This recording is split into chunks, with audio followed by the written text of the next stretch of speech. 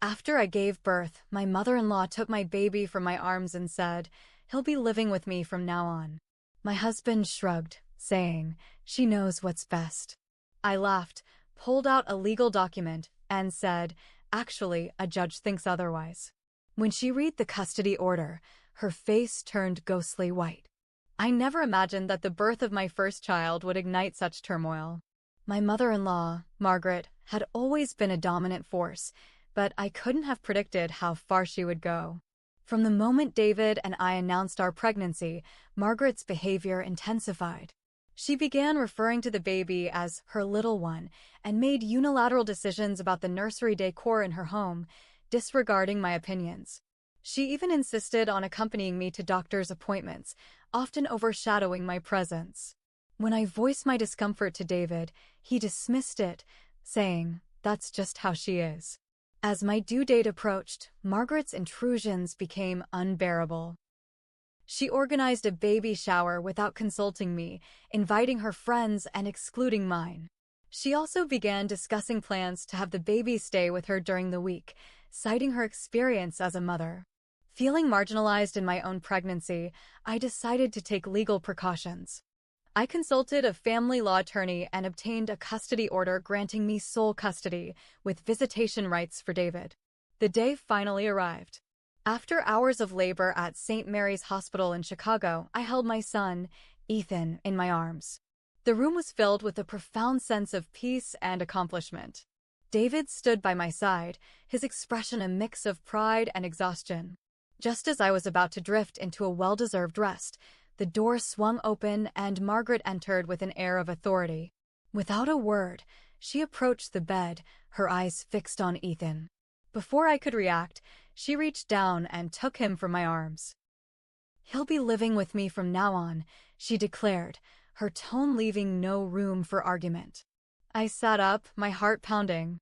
"Margaret, give him back," I demanded, my voice trembling with a mix of fear and anger. David placed a hand on my shoulder, attempting to calm me. "She knows what's best," he said softly, avoiding my gaze. I couldn't believe what I was hearing. The room felt like it was closing in on me. Drawing strength from the depths of my being, I reached into the bedside drawer where I had placed the custody papers. With a steady hand, I pulled out the document and unfolded it. "Actually," I said, my voice gaining confidence, "a judge thinks otherwise." I held out the custody order for her to see. Margaret's face went pale as she read the document. Her hands trembled slightly, and for the first time, she seemed at a loss for words. The tension in the room was palpable.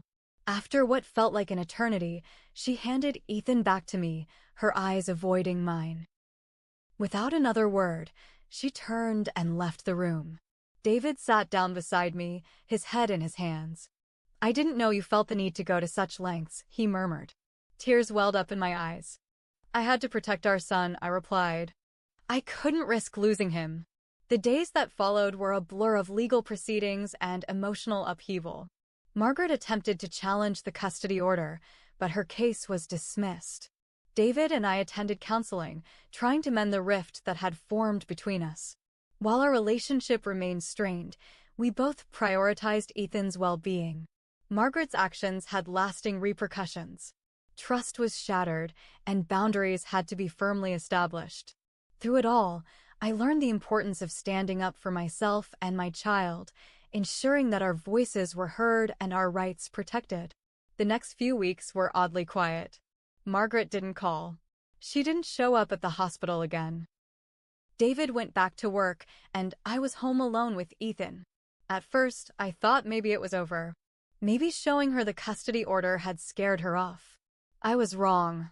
3 weeks after Ethan was born, I got a knock at the door around 8 a.m. I was half asleep, wearing a stained t-shirt and holding a fussy baby. I opened the door and there she was, Margaret, dressed like she was going to court or church or something fancy. Red lipstick, sunglasses, heels. Behind her, standing on the sidewalk like some kind of backup, was a woman I didn't recognize holding a briefcase. "Hello," Margaret said coldly. "This is Ms. Callahan, my attorney. I'd like to see my grandson now." I froze. "Margaret, what are you doing?" She didn't flinch. You left me no choice. I'm filing for emergency custody. I believe you're unfit. Unfit? I almost laughed. You've lost your mind. Miss Callahan didn't say a word, just handed me an envelope. It was a court summons. You'll be hearing from my lawyer, Margaret said, and turned away like she hadn't just dropped a bomb on my front porch. I was shaking. Not scared, furious. The next day, I sat in my lawyer's office with Ethan asleep on my chest. He read through the papers and then looked up at me like he was trying to decide how honest to be. She's accusing you of postpartum depression, emotional instability, and neglect, he said slowly. She's also alleging that David supports her claim. I blinked. What? She's got a signed statement from him. Everything stopped for a second.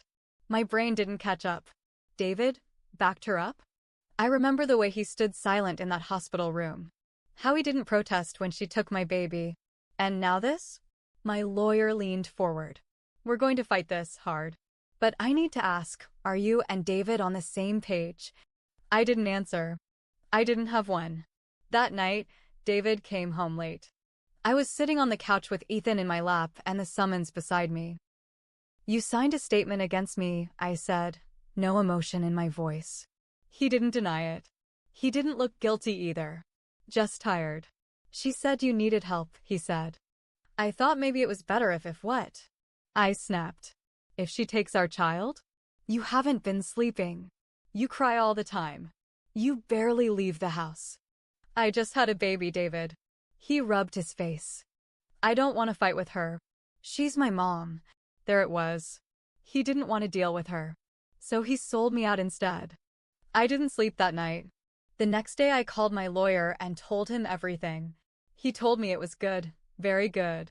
If we could prove David was letting his mother manipulate the situation and abandoning his responsibility, the custody case could fall apart. The first court hearing was 2 weeks later. Margaret walked in like she owned the place. She even waved to me. David sat on her side of the room. When the judge asked if I had legal representation, I stood up, baby in my arms, and my lawyer beside me. We're prepared to show that this entire case is a manipulation by the grandmother, my lawyer said. We have text messages, recordings, and signed statements from friends and nurses at the hospital. I watched Margaret's face start to twitch. She hadn't expected a fight. Then my lawyer dropped the bomb. We also have messages from the father, Mr. David Milton, where he admits that he signed the affidavit only to keep his mother calm. The courtroom went still. The judge looked directly at David. Is that true? David mumbled, yes, sir. Margaret didn't move. It wasn't over, not by a long shot. But for the first time, I could see the cracks. After the hearing, David tried to talk to me in the parking lot. She's difficult, he said. I didn't mean to, I stopped him. Don't talk to me unless it's about Ethan. And don't show up at my house unannounced.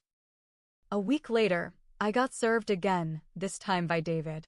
He was now filing for joint custody. I laughed when I read the papers. That night, I called my lawyer and said, I want full custody.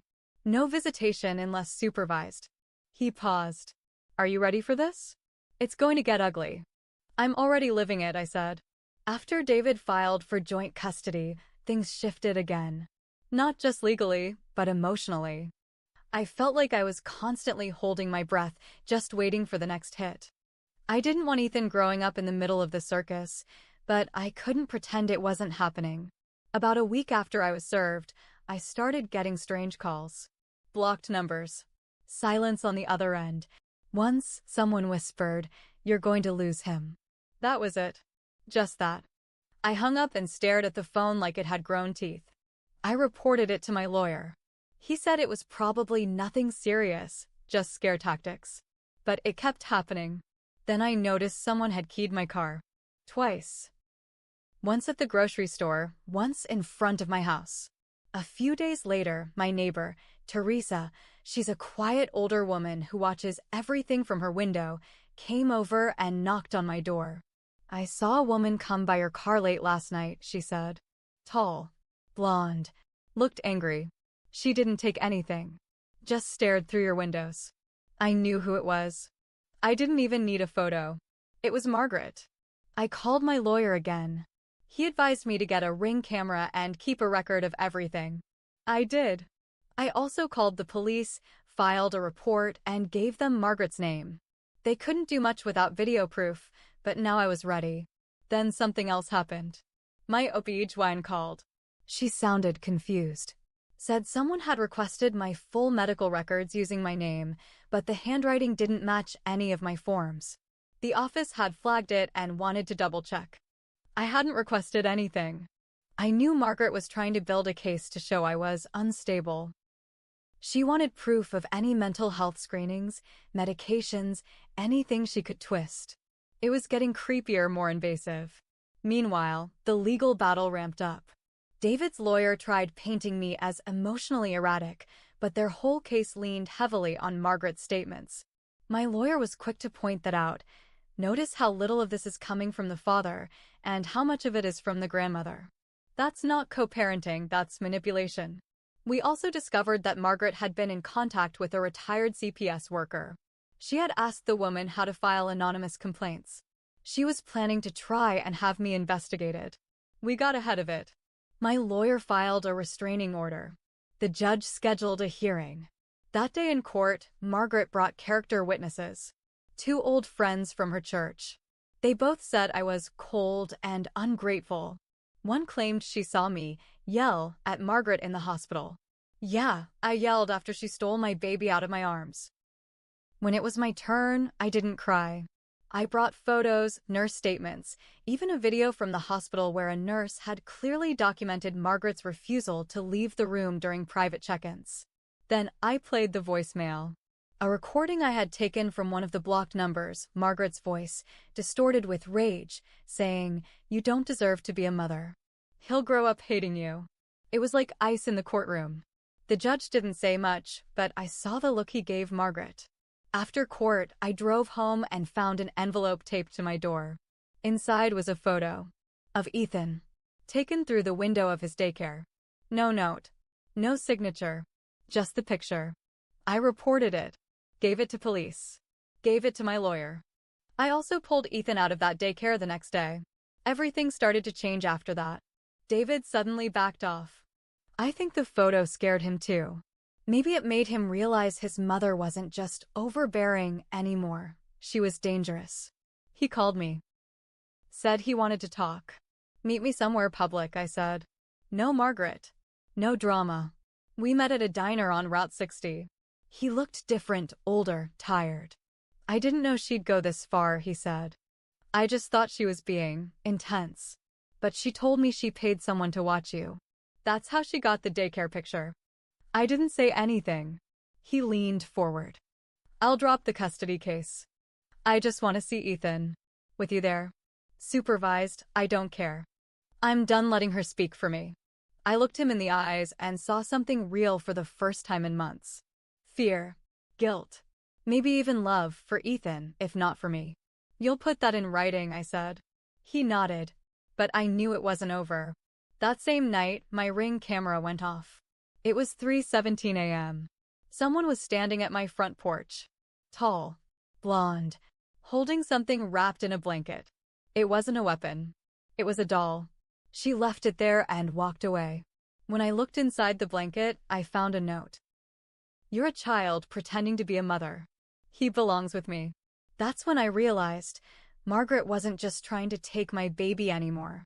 She was slipping, losing her grip on reality. And a woman like that, one who believes she's the only one fit to raise your child, is the most dangerous kind of enemy. After the doll incident, I knew I had to act fast. I went to the police again, showed them the footage. They took it seriously this time. The officer assigned to the case, Detective Rosales, was calm but firm. If she crosses into your property again, we'll have grounds to arrest her. But until then, keep every piece of evidence coming. I installed extra cameras, got alarms, talked to a security company, even got a protective order extended to cover Ethan. I was done playing defense. Now I was going on the offense. With my lawyer's help, I filed for full custody, no visitation. I requested psychological evaluation for Margaret. And I submitted every voicemail, video, and statement we had collected. My lawyer even subpoenaed footage from the daycare's parking lot, and sure enough, we found a clip of Margaret's car slowly circling the building the same day the picture was taken. The case started picking up traction. The court assigned a child advocate. They visited my home, spoke to my neighbors, talked to my pediatrician, even interviewed a couple of nurses from the hospital. All of them backed me. Then the kicker, Margaret missed her psychological evaluation. Twice. When she finally showed up, she reportedly ranted about how I was just an incubator and claimed Ethan was her spiritual reincarnation of her late husband. That made it into the official report. David tried to clean up the mess. "She's sick," he told the court. "She wasn't always like this." Too little, too late. The judge ordered an emergency hearing. Margaret didn't show. Instead, she showed up at my house. Again. I was feeding Ethan in the living room when I heard a noise from the backyard. She was trying to break in through the back sliding door. I hit the panic button on my phone. The alarm blared. Margaret didn't flinch. She stood at the glass, screaming, "Give me my son. He's not yours. You're nothing." Cops arrived 5 minutes later. She was arrested on the spot for violating the restraining order, attempted breaking and entering, and harassment. I wish I could say I was shocked. I wasn't. I was just relieved. In court, she looked hollow, pale, like all the rage and pride had drained out of her. The judge was cold and clear. "You're not to have any contact with this child or his mother again. You are a threat. You need treatment, not visitation." She tried to speak. Her voice cracked. "I only wanted to protect him." The judge didn't care. Neither did I. David stood beside her, trying not to be noticed. When the judge turned to him, he added one more nail to the coffin. "As the father, your passivity enabled this entire situation. You chose silence over protection. You betrayed your own family." Then came the ruling. I was granted full legal and physical custody of Ethan. David was granted supervised visits, pending counseling and a reevaluation in 6 months. Margaret was banned permanently. After court, David tried to apologize again. I let him speak this time. "I was weak," he said. "I didn't know how to stand up to her. I just wanted peace." "You don't get peace by handing your child to a madwoman," I told him. He nodded, tears in his eyes. "I lost everything." "I know.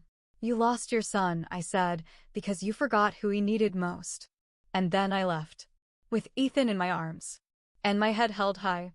I made mistakes too, trusting David, not listening to my gut sooner, thinking I could keep the peace by staying quiet. I won't make that mistake again. This isn't just a story of a crazy mother-in-law. This is what happens when people stay silent, ignore red flags, and let others control their lives. I took back mine. And now? I sleep easy. Because no one's coming to take him anymore.